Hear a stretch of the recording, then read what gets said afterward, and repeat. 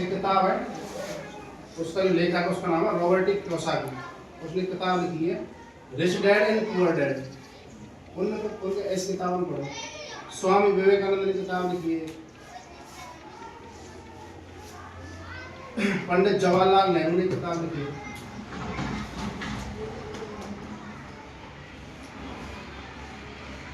और बड़े बड़े दार्शनिकों के नाम ना ले सको, तुम लोग खोए लग गए तो तुम कछू पा जाओगे। तुमको वही चीजें बताऊं क्या तुम झेल सकेंगे ना, समझो। तो फिलहाल हमारी छोटी सी विज्ञान चल रही है, भौतिक विज्ञान के बारे में क्या चल रहा है, विद्युत में हम कहाँ पहुंच गए थे। हमें एक क्वेश्चन ऐसा करवा दिया था, किसका हमारा हीट वाला, ठीक है ना। दूसरा क्वेश्चन हमारा, किसी 8 ओमेगा प्रतिरोध से प्रति सेकंड, प्रति का मतलब होता है एक, क्या होता है एक, प्रति सेकंड 200 जूल ऊष्मा उत्पन्न हो रही है। कितनी ऊष्मा हो रही है, 200 जूल ऊष्मा उत्पन्न हो रही है। प्रतिरोध के सिरों पर, प्रतिरोध के सिरों पर उत्पन्न विभवांतर ज्ञात करना।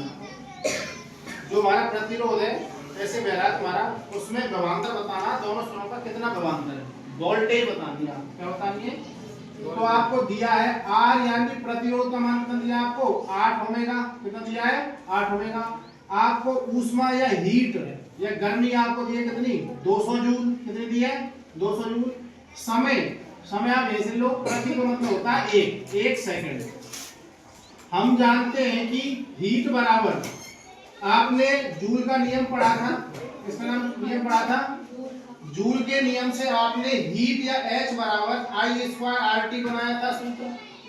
तो I² को मैं यहाँ छोड़ दूं तो ये RT का भाग चला जाएगा, और स्क्वायर खत्म करूंगा मैं, इस पे भी रूट लगा दूं और इस पे रूट लगा दूं, इस पे रूट स्क्वायर कैंसिल हो जाता है। तो I बराबर कितना आता है हमारा अंडर रूट में H/RT। तो H का मान कितना है हमारा 200 जूल, R का मान कितना है हमारा 8 ओमेगा, और T का मतलब कितना है हमारा 1 सेकंड। 8 का भाग 2 से हम देते हैं, 25 रखते 200, अंडर रूट 25 का रूट निकाले कितना हो जाएगा हमारा 5 एम्पियर होता है मात्रक इसका धारा का। I का मान आ गया आपका 5 एम्पियर। आपको पता है विभवांतर V बराबर क्या होता है हमारा IR, क्या होता है IR। तो V बराबर IR, I का मान कितना हमारा 5 एम्पियर, और प्रतिरोध कितना हमारा 8 पानी कितने होते हैं 40, और V का मात्रा कितना होता है वोल्ट, क्या होता है वोल्ट। ये क्वेश्चन है, सीधा आपको I² RT जूल के नियम याद रखना, सीधा मान रख के निकाल लेना है। अगला हमारा टॉपिक है विद्युत धारा के तापीय प्रभाव या जूल के नियम के व्यवहारिक अनुप्रयोग, यानी कि देसी भाषा में हमारे जूल के नियम के क्या अनुप्रयोग है। जैसे मैं तुमसे पूछने लग जाऊं भाई, जैसे मैं रॉबर्ट कियोसाकी की किताब बताई थी rich dad and poor dad, वो किताब पढ़े तो फायदा का है साहब, तो ऐसा धरना है कि भाई तुम साग बनाओ सीख देंगे, उससे कोई बात ही समझ में आती है। इसी प्रकार हमारा जो तापीय प्रभाव है, जूल का जो नियम है, उसको पढ़ने के बाद हमारे सामान्य जीवन में या व्यवहारिक जीवन में क्या उपयोग है या क्या अनुमान होता है, छोटा क्या छोटे छोटे प्रयोग है। तो पहला तो हमारा विद्युत इस्त्री, प्रेस करते हो ना लाइट से, प्रेस करने में जो हमारा नियम लगता है उसका नाम होता है हमारा जूल का नियम। गर्म होती है और प्रेस करती है, गर्म होती है और प्रेस करती है। अगला हमारा विद्युत टोस्टर, तुमने कई बार देखा होगा ब्रेड वगैरह खाते हो ना आप, ब्रेड वगैरह खाते हैं तो ब्रेड को गर्म करते हैं, सेकते हैं, विद्युत टोस्टर, उसमें तुम्हारा किसका नियम काम करता है जूल का नियम। अगला हमारा विद्युत तंदूर, जहाँ पे रोटी वगैरह सके हमारी। अगला हमारा विद्युत धारा के तापीय प्रभाव पर आधारित है।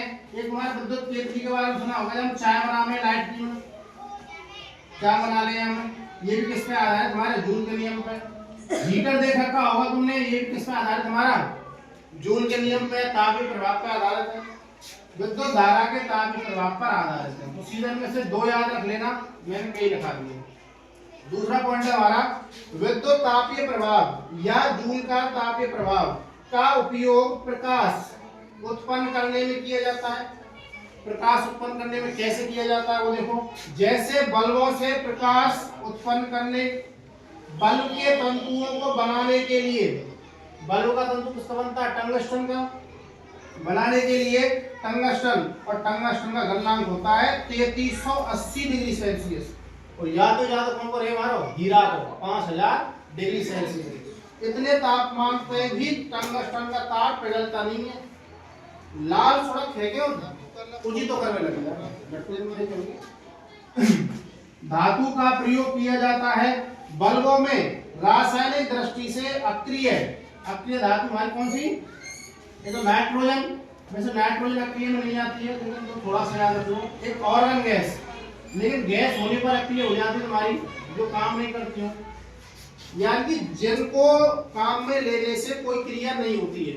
जैसे तुम्हारा चिप्स का पैकेट है, उसके अंदर हवा भरी आती है, वो आती है नाइट्रोजन गैस। कौन सी? क्योंकि नाइट्रोजन गैस भरने से आलू के चिप्स लगातार 2 साल तक उनमें जंग ना लगेगी, ना सड़ेंगी। पहली वजह से अक्रिय गैस कोई क्रिया ना हो दे, ना सड़न दे, ना घुसन दे। तो नाइट्रोजन और आर्गन गैस भरी जाती है जिससे उसके तंतु की आयु में वृद्धि हो जाती है। तुमने देखा होगा लट्टू में एक गैस भरी रहे टंगस्टन तार भीतर, वो गैस हमारी है तो नाइट्रोजन भरी रहे या ऑर्गन गैस भरी रहे, उनको भरे रहने से जो हमारा तंतु है इसका, हमारा टंगस्टन का, उसमें कोई भी क्रिया वगैरह नहीं होती है और लंबे समय तक सही रह पाता है। तुमने देखा होगा जो लट्टू है, तुम सही लट्टू है यहाँ धर दो 50 साल के साथ क्यों ना करो, वहाँ भीतर कौन सी गैस भरी पड़ी है? नाइट्रोजन और आर्गन गैस। और नाइट्रोजन गैस और आर्गन गैस चीजें खराब ना होंगे। जैसे कि हमारी जो लार होती है, जीव होती है, इसमें एमाइलेज नाम का क्या पाया जाता है? एंजाइम पाया जाता है। हम कोई छोटी मोटी चीजें खा जाए, जैसे चेंटियाँ खाएंगे, चेंटा खाएंगे, मार देगो, एमाइलेज नामक जो तुम्हारा जीवाणु लार में जो रहे ना, मार दे, छोटी मोटी जीव है। अगर आदमी मीठा खाए और चरकरी मिर्च वगैरह नहीं खाए तो तुम श्याप खा लीजिए, श्याप बन जाएगा, तुम नहीं बनेंगे। इतना प्रबल हो जाता है जहर। ठीक है, बात करा लेंगे तुम्हारा।